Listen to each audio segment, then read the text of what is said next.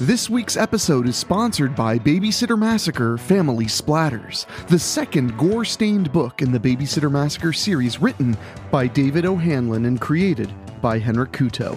Babysitting can be murder. Darren didn't realize what she was getting into when she agreed to watch little Iris for 3 days.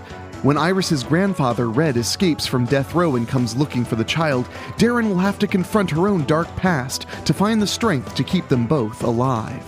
Red will cut down every babysitter and child in the city to make sure he gets to his long-lost kin. Blood is thicker than water, and it's everywhere. Get your very own copy of Babysitter Massacre Family Splatters on paperback or ebook at Amazon.com. Don't be afraid. They're just your family. What's that? You want to be scared? Come with me.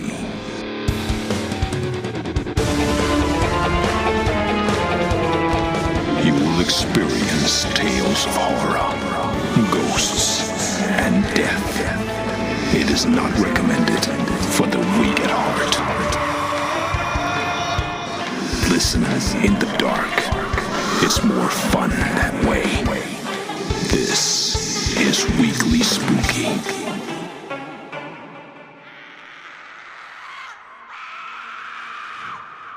It's Wednesday, my friends, and you know what that means? That means it's time for some more spooky on the Weekly. I'm, of course, your host and narrator, Henrik Kuto, and I have a creepy, sleazy, nasty little story for you this week. But before we get to it, I just want to say thank you for listening. Of course, you've all brought us to almost 90 episodes, and we're inching closer and closer to 100. And boy, are we ready to celebrate that 100th episode. You're not even ready. You don't even know.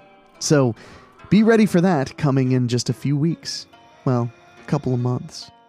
But this week, we have a story about beginnings, because everybody's got to start somewhere.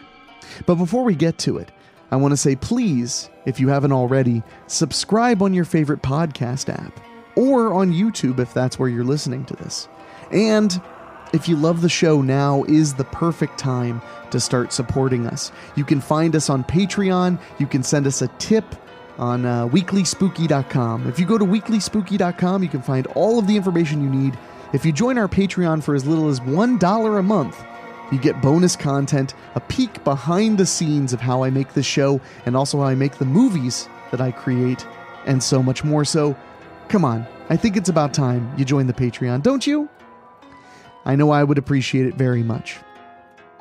But anyway, my friends, speaking of making movies, I had to start somewhere. I had to start working for free on other people's sets, and then one day I graduated to being a director. Everybody has to start somewhere, whether you're a doctor interning at a hospital or, running and getting coffee for somebody. We all start somewhere, even those of us who kill. So let's find out a little bit about how that works.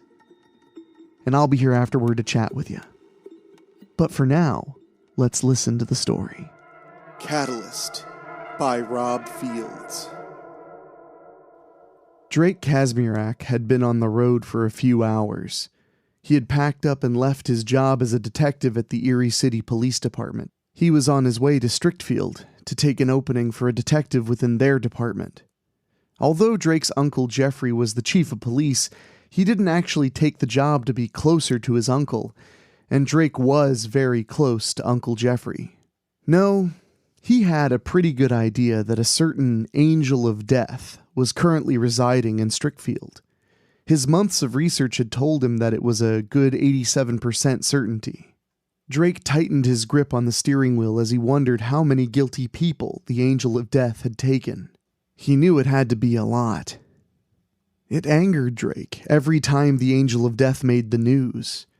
However, it never really got to him until the day he picked up a copy of the North Ridgeway Press and read about how the angel of death had claimed Annie Judge.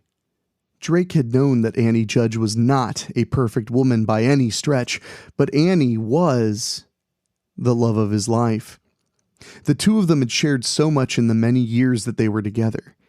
He came to know that Annie was carefree and uninhibited, qualities that he loved about her. However, when Drake had accepted his badge, he'd accepted the law. It was this, along with what he had discovered about Annie's darker tastes, that would permanently drive a wedge between the two of them. And then he recalled the events that he had read about in the newspaper. 4 years ago. Reagan Devereaux walked into North Ridgeway High School. She walked into first period and took her usual seat. "Hey, Rage, you gonna show us your tits after we win the big game tonight?" Jagger Nelson called out to her. Reagan turned to see the sneers of Jagger and the other football players. She responded by raising her middle finger. "You can't even catch a football, Jagger. What makes you think you can handle my tits?" The other girls in the class cheered for this witty cheerleader. Just then, Reagan turned and gave her full attention to Annie Judge as she entered the classroom. She had been teaching many of the AP math subjects for the last several years. She almost always wore the same outfits: a blouse, a long skirt or pants, and loafers. Her face was a perfect oval with long blonde hair and blue eyes. She always wore blush and matching lipstick. It was easy to see why guys appreciated her even at 36 years old. Reagan came to know that she made damn good money, not referring to just her teacher's salary. Reagan knew that Annie had a second life as a self-employed prostitute and drug pusher. But she didn't go to the other cities to sell her body.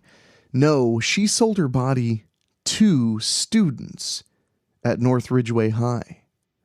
Ones who could afford to pay her prices for fucking them, or students she desired to prey upon, legal age or not. Reagan came to know this information for 2 reasons. 1, Miss Judge lived 2 blocks down the street from Reagan. 2, a month ago Reagan saw a police car parked in Annie's driveway, flashers on. Reagan couldn't listen to the conversation, but her mother was a detective on the police force, and was there that night. Reagan's mother usually told her about what was going on in the privacy of their home because she knew her daughter always kept her mouth shut. Reagan learned about the anonymous tip about the drug activity that was taking place at Annie Judge's house. Nothing was found, however, in spite of the search warrant. It seemed that Annie Judge was always steps ahead of the police. 2 weeks later, Reagan was out walking and had seen a police car at Annie Judge's house again. Again, Reagan's mother was on the scene. Reagan would later learn that Michelle Bailey, a fellow student at her high school, had recently gone missing.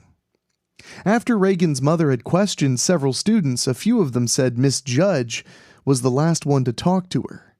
In fact, the 2 of them seemed to be really close by the end of the last school year. It was then that Reagan's mother had told her that Michelle's parents had filed a missing persons report, and at that point, that Annie Judge would become Reagan's top priority. Reagan's mother had told her about the last night that Michelle Bailey was seen. It was at Skate World where Reagan's mother had been told Michelle was picked up by a woman matching Annie Judge's description in a green Ford Fusion. Reagan knew that Miss Judge had such a car. Since Reagan had access to her mother's computer, she was able to look into Annie Judge's record, but she found no priors. Reagan knew that the police couldn't keep detail on Miss Judge because who was to say that she might not file a harassment lawsuit against them? No, Reagan would have to take matters into her own hands. This was a job for the Angel of Death. The next afternoon, Annie Judge opened her front door to a nice surprise. "Reagan Devereaux? What brings you to my home?" Reagan faked a smile and held up a printout. "This is my school schedule. You're going to be my math teacher again. Calculus. I wanted to ask you some questions about the class, but I obviously came at a bad time." Annie wore a white bikini that left very little to the imagination. She didn't have a pool out back, but looked a little wet from both sweat and suntan lotion. Reagan wore a blue tank top with thin shoulder straps, white short shorts with a leather belt, and sandals. Reagan expected Annie to just politely dismiss her, but she stepped inside and motioned for her to come in. After closing the door, she turned to Reagan. "What can I help you with?" Reagan reached into her purse and came up with a second printout and a calculator. "It says here that you're requiring a mathematical calculator. Are you sure this calculator won't be okay for calculus?" As Annie took her calculator, Reagan noticed that she was checking her out, especially her endowed upper body. Then she pointed to the sheet.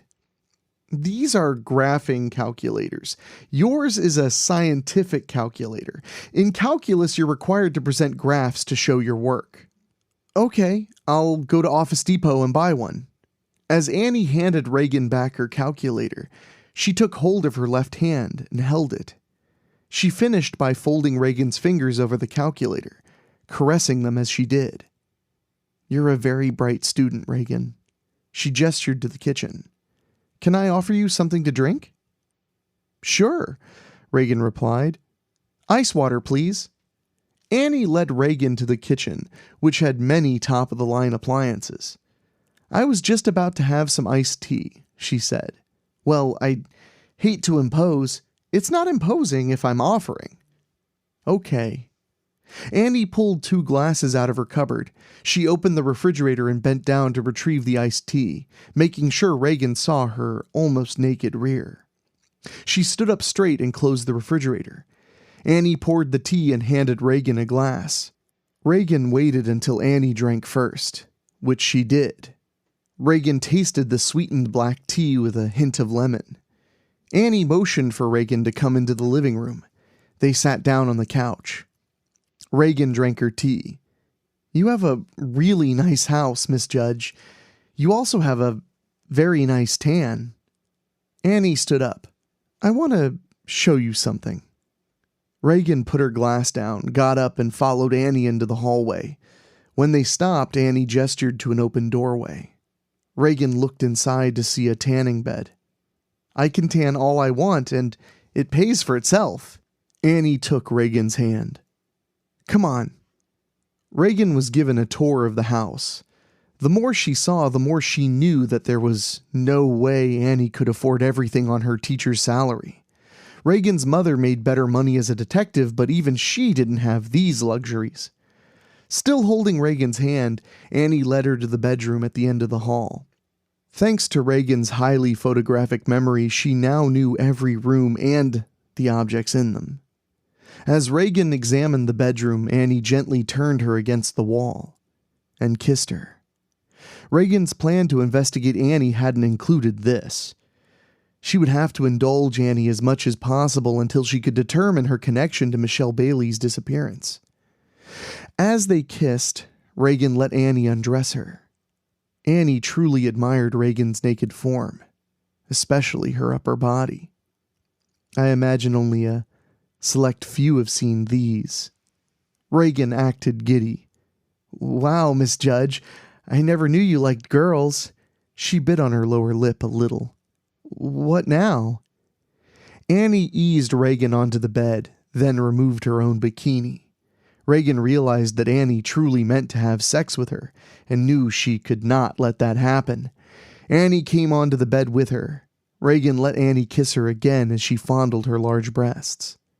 Suddenly, something was beeping. Annie immediately stopped kissing Reagan and got off of her. "You stay right here." Annie went to her purse that was sitting on the dresser and removed her smartphone. Reagan saw her type in her password. Now she was texting someone.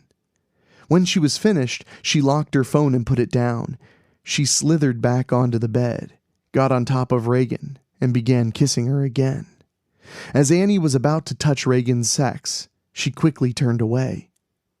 "Reagan, what's wrong?" Reagan acted afraid.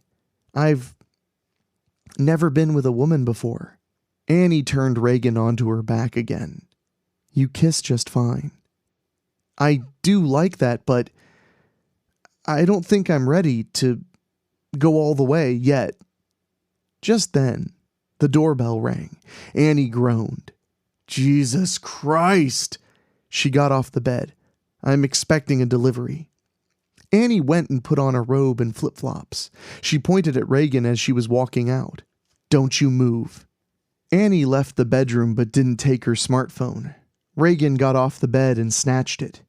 After entering Annie's password, she went into the text messages. It was Jagger Nelson's number there, the jock who had commented on Reagan's breasts earlier that morning. Actually, Annie was just texting with him. Jagger said he had taken care of their little problem and that it was buried away. Then Reagan saw the names of other North Ridgeway High students, but only one got Reagan's undivided attention. Michelle Bailey. Reagan read through the conversation and knew that she had gold. The exchange was about how Michelle had evidence and would expose everything unless Annie agreed to honor their bargain. Annie told Michelle to come over. Reagan saw that Michelle and Annie had had plenty of other exchanges. The last one was just around the time that Detective Devereaux had said the Baileys reported Michelle not coming home on that first night. When Reagan heard Annie finishing up with the delivery man, she quickly wiped her fingerprints from the smartphone and replaced it exactly as it was before. She quickly drew back the covers and got into bed. Annie entered the room and smiled. Well, look at you. Is everything okay? Reagan asked innocently. Fine, just fine.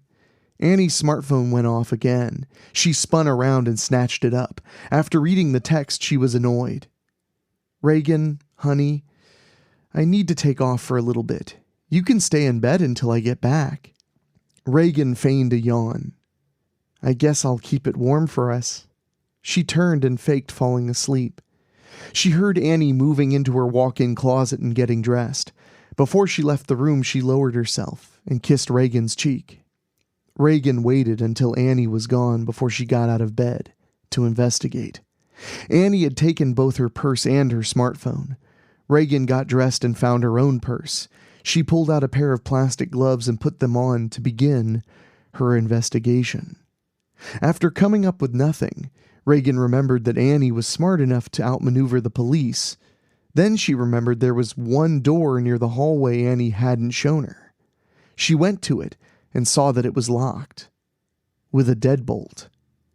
Reagan dug her lock-picking tools out of her purse and returned to the door. It took her under a minute to pick the deadbolt. She turned on the light and went down into the basement, taking a chance on the possibility of cameras. Reagan looked around and saw it was an ordinary live-in basement. She didn't detect any cameras.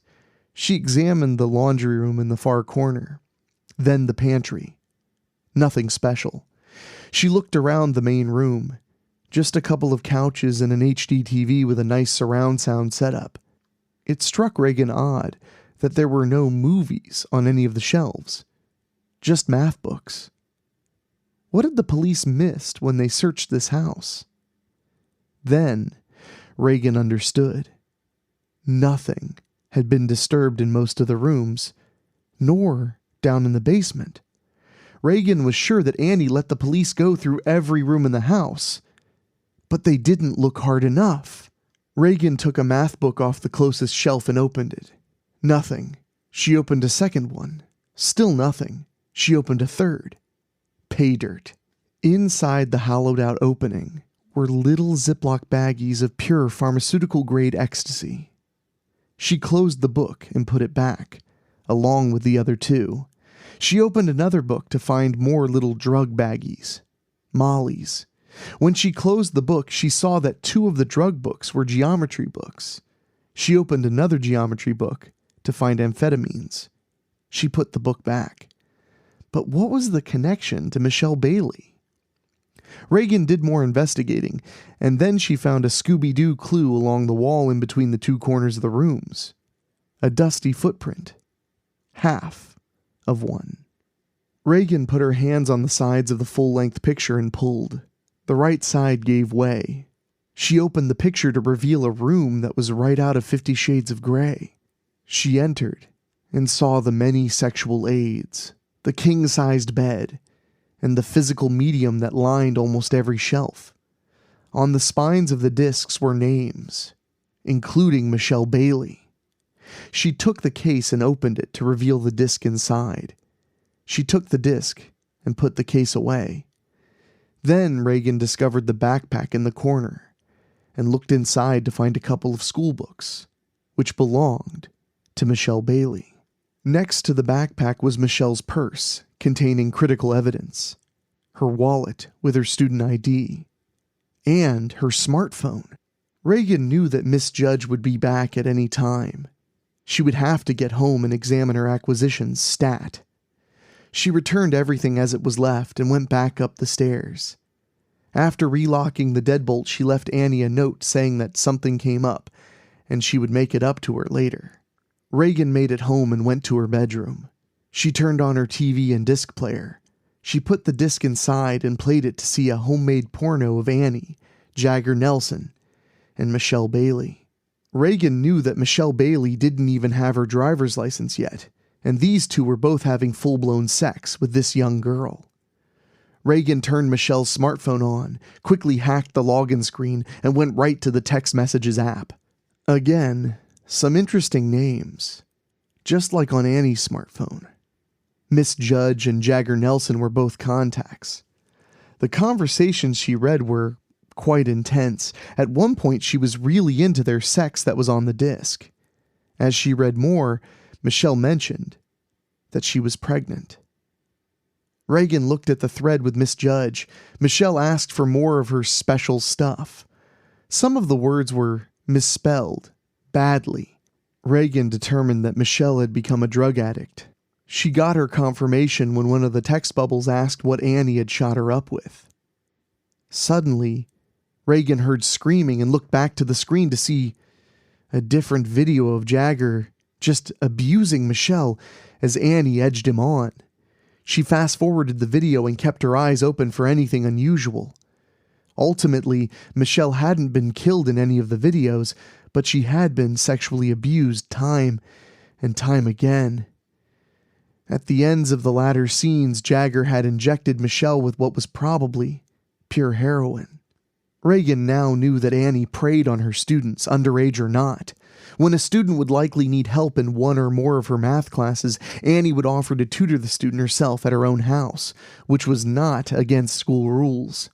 The study sessions probably started off innocently enough. Then she would make her move on the student like she did with Reagan. The students that succumbed to her charms would eventually end up on those discs down in that secret room. In the case of Michelle Bailey, she was an easy lure into Annie's web.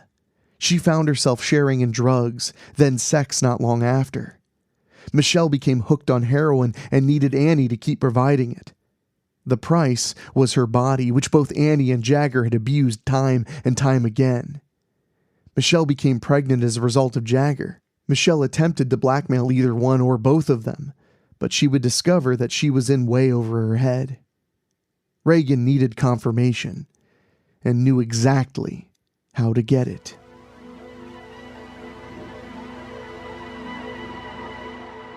Reagan was sitting on Annie's steps to her side garage entrance when she pulled in. The garage door came down as soon as the car stopped. Annie got out of the car. "How did you end up in my garage, Reagan?" Reagan pointed to the back doorway. "Unlocked." Annie unlocked the side door and opened it. When they were in, Annie closed the door and put her purse down. She snatched Reagan into her arms and gave her a long, lustful kiss. When it was finished, Reagan stepped back to catch her breath. "You left me before, you naughty girl," Annie purred. Reagan pecked her lips. "Do you have any more of that iced tea? I'd like some before we fuck." Annie laughed a little and walked to the refrigerator to get the pitcher of iced tea. She filled 2 glasses and handed Reagan one. "I can't stop thinking about you, Miss Judge," Reagan said in a lustful tone. "I'll teach you so much, honey." Annie drank her tea. Reagan took a little bit of iced tea in her mouth. When Annie had finished hers, Reagan spit the tea in her mouth back into the glass and put it down. "Aren't you going to drink your..." Annie slumped to the floor and was sleeping peacefully. Annie stirred. What the fuck? She began to struggle. Now, is that any language for a school teacher, Miss Judge? Or should I simply call you Annie? Annie stopped struggling. Reagan, what are you doing? I can't see anything. Untie me. Reagan turned on the lights. What the fuck? That's right, Annie. I found your little playroom. Nice thing about it. No windows. And soundproof. Annie was bound to the bed with bungee cords. Reagan held up a soda can. Oh, I hope you don't mind since I drugged the iced tea. After Reagan finished the soda, she slithered onto the bed and looked down into Annie's face. That's quite a collection of homemade porn with many underage students. She raised a hand to her ear. You hear that? That's you and Stephanie Drabick out there on your TV. She put her hand down. Stephanie was a straight-A student. Eventually, she went wrong. The day she was expelled, she was coked out of her gourd. Annie struggled to free herself. Your mother put you up to this. You knew she was over here snooping around. Reagan held up a copy of the local newspaper. According to the press, Michelle Bailey was reported missing. In other words, public knowledge. Mama doesn't even know I'm here. I leaned in. Or what I'm about to do. Annie stopped struggling and yelled, Untie me, you little shit! Reagan gave her an evil smile, which made Annie gasp. I'm hardly little. In fact, you're about to satisfy my bloodlust. She slithered back off the bed. You've ruined many innocent students in our high school. Seeing all those discs, you've been doing it for years. And for what? To satisfy your insatiable appetite for sex? Reagan moved to her table and picked up some photos. I've been quite busy today learning about what happened to Michelle Bailey. Reagan turned the first photograph around and showed it to Annie. Then another. She was burned alive and buried in a forest outside of North Ridgeway. You orchestrated the whole thing. Annie was horrified. How did you find out where Michelle was buried? I didn't know. That's why I needed help. Reagan raised her eyelid. Since you enjoy having threesomes in your movies, how about we have a threesome? Oh, I have to change the disc. Be right back. Reagan left the room and returned a few minutes later with Jagger Nelson secured to a wheelchair. He was just in his boxer shorts. Annie gasped in horror. What did you do to Jagger? Oh, you mean the cuts across his chest, Reagan answered. I tortured him until he told me everything. Jagger was your pawn in exchange for sex, drugs, and good grades. I guess that explains why he can't play football for shit. Oh, and that disc you're hearing now is the one with you, Jagger, and Michelle. I know Jagger got Michelle pregnant.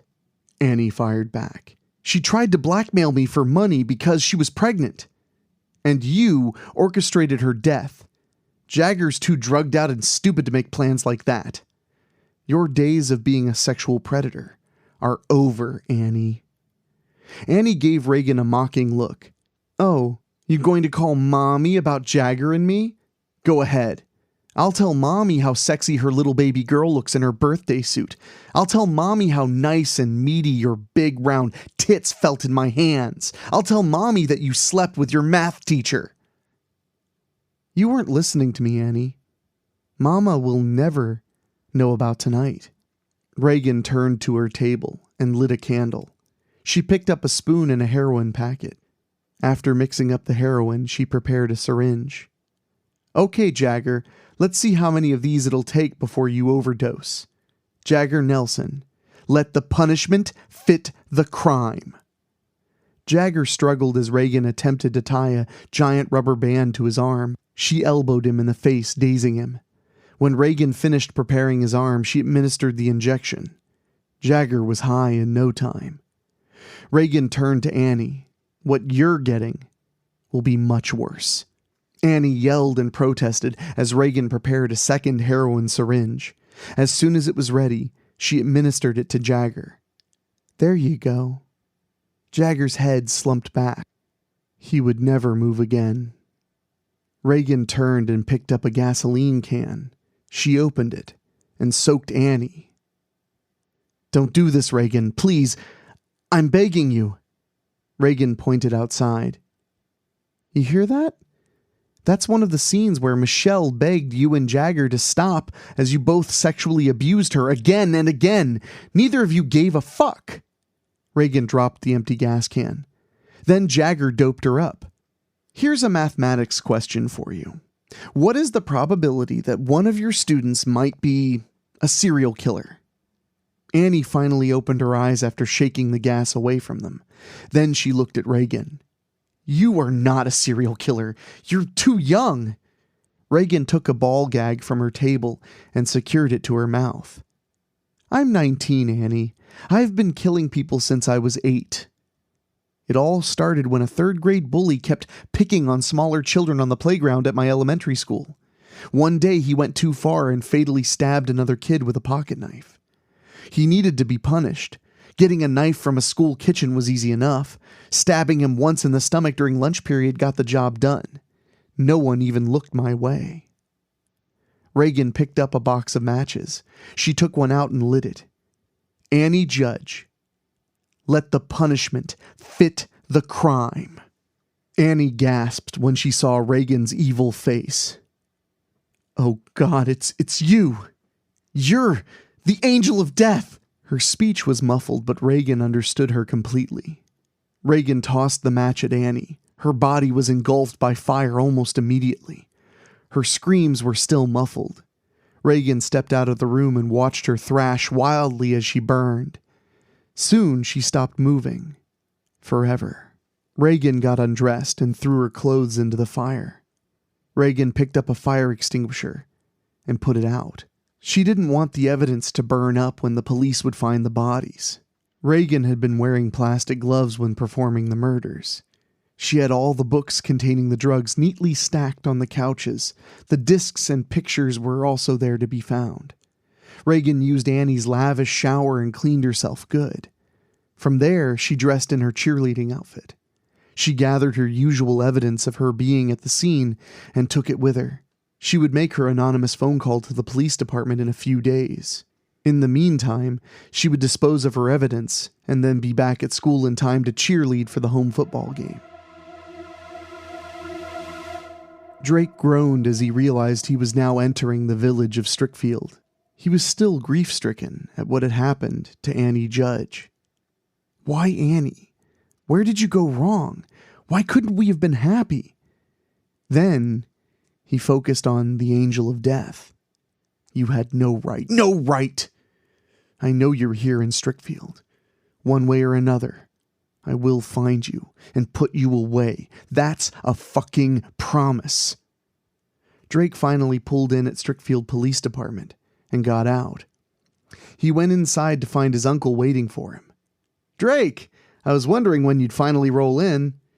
Drake smiled. "Uncle Jeffrey, yeah, I just got here." The two of them shared a brief hug. Then Jeffrey took Drake to his office and told him to have a seat. "You settled here in Strickfield yet?" Jeffrey asked. "I will. My apartment's ready," Drake confirmed. "I just have to get used to living here. My apartment is right near Strickfield University." Jeffrey nodded.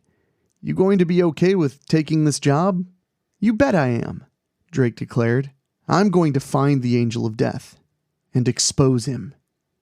Jeffrey sighed.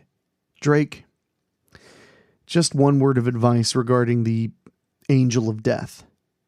Nobody, I mean nobody, talks about the Angel of Death here. We just don't. Plain and simple. Now don't go sticking your nose where it don't belong. I offered you my open detective position because of your outstanding record when you worked in Erie City. You're one of the 2 best detectives I know. Don't make me regret bringing you here." Drake was irate. "Uncle Jeffrey, don't you understand? The Angel of Death is a murderer. He's literally taking the law into his own hands when he kills all these people." Uncle Jeffrey shook his head. "Not people, Drake. Criminals. Ones that the courts won't touch. The angel of death is doing what we, who are sworn to uphold the law, can't do. Before Drake could further protest, Jeffrey raised his hand. I don't want to discuss the angel of death any further. Like I said, we simply do not talk about the angel of death here. That means you don't either. Just then, there was a knocking at the door.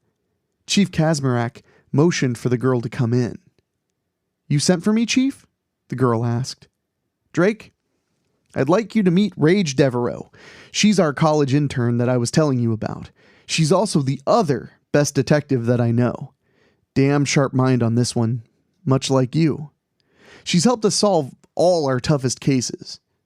Then he looked her way. Rage, this is my nephew, Detective Drake Kazmarak. I'm going to stick you with him and let him shadow you from now on. I think the two of you will work very well together. Drake barely heard a word of what Uncle Jeffrey had said to him. Once he had gazed upon this very beautiful angel, he was glad that he had come to Strickfield. After all.